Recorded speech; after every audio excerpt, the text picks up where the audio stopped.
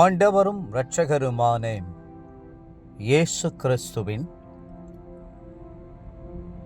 ஈடு இணையற்ற நாமத்தில் அன்றன்றுள்ள அப்பம் வாசகர்களுக்கு எங்கள் அன்பின் வாழ்த்துக்கள். 2025 ஆண்டு அக்டோபர் மாதம் 27 திங்கட்கிழமைக்குரிய தின தியானம்.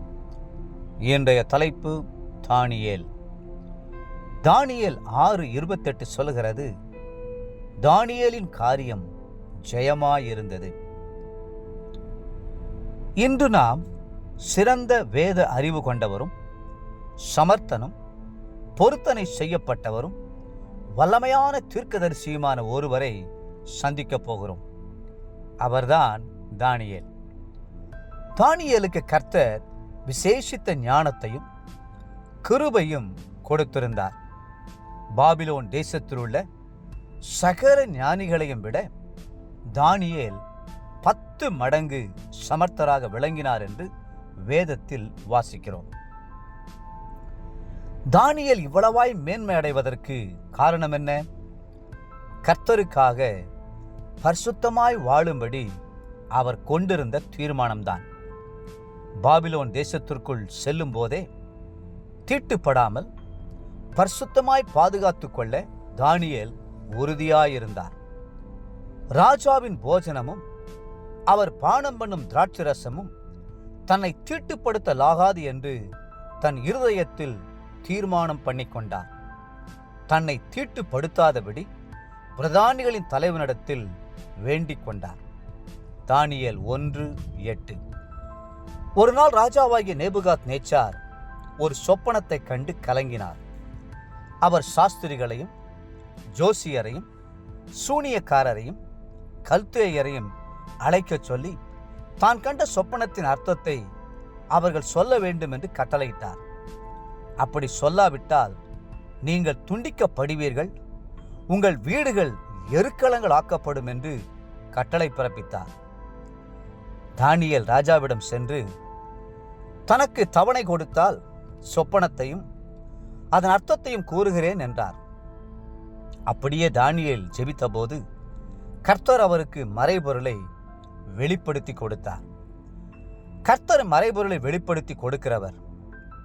ஆவியின் வரங்களிலே ஒரு வரம் அறிவை போதிக்கிற வரம்.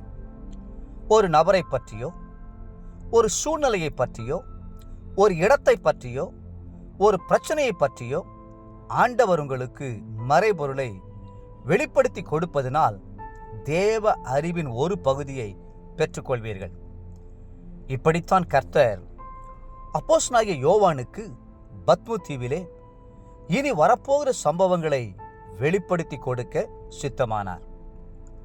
தானியேலின் தீர்மானம் நம் உள்ளத்தை கவருகிறது. ராஜாவாகிய தரியு தன்னை தவிர எந்த தேவனையாகிலும் மனுஷனையாகிலும் நோக்கி விண்ணப்பம் பண்ணினால் அவன் சிங்க கெபியிலே போடப்பட வேண்டும் என்று சட்டம் இயற்றிய போதிலும் தானியேலோ கர்த்தரை நேசித்தபடியால் தான் முன் செய்து வந்தபடியே 3 வேளையும் ஜெபம் பண்ணி ஸ்தோத்திரம் செலுத்தினான். தானியேல் 6:10. என்ன வந்தாலும் சரி, கர்த்தரை வழிபடுவதை நிறுத்தப் போவதில்லை, மனுஷனை வழிபடப் போவதில்லை என்று தானியேல் தீர்மானித்ததினால் அவரை கட்டி சிங்கங்களின் கெபியிலே போட்டார்கள். ஆனால் தேவன் தம்முடைய தூதனை அனுப்பி சிங்கங்களின் வாய்களை கட்டி போட்டு தானியேலை காப்பாற்றினார், பாபிலோனிலே உயர்த்தினார். தானியேல் 6:22. தேவப்பிள்ளைகளே, நீங்கள் கர்த்தருக்காக வைராக்கியமாக நிற்கும்போது நிச்சயமாகவே அவர் உங்கள் பட்சத்தில் நிற்பார். இன்றைய நினைவிற்கு தானியேல் 12:3. ஞானவான்கள் ஆகாய மண்டலத்தின் ஒளியைப் போலவும் அநேகரை நீதிக்குட்படுத்துகிறவர்கள் நட்சத்திரங்களைப் போலவும் என்றென்றைக்கும் உள்ள சதா காலங்களிலும் பிரகாசிப்பார்கள். இன்றைய வேத வாசிப்பு காலை எரேமியா 12, 13 மற்றும் 14 அதிகாரங்கள்.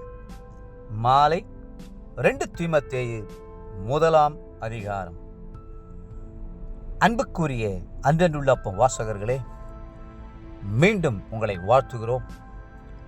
எப்பொழுதும் தானியேலைப் போல் கர்த்தரை தேடுவோம், கர்த்தரை ஸ்தோத்தரிப்போம். கர்த்ததாமே உங்களை ஆசீர்வதித்து மென்மேலும் உயர்த்துவாராக. ஆமென்.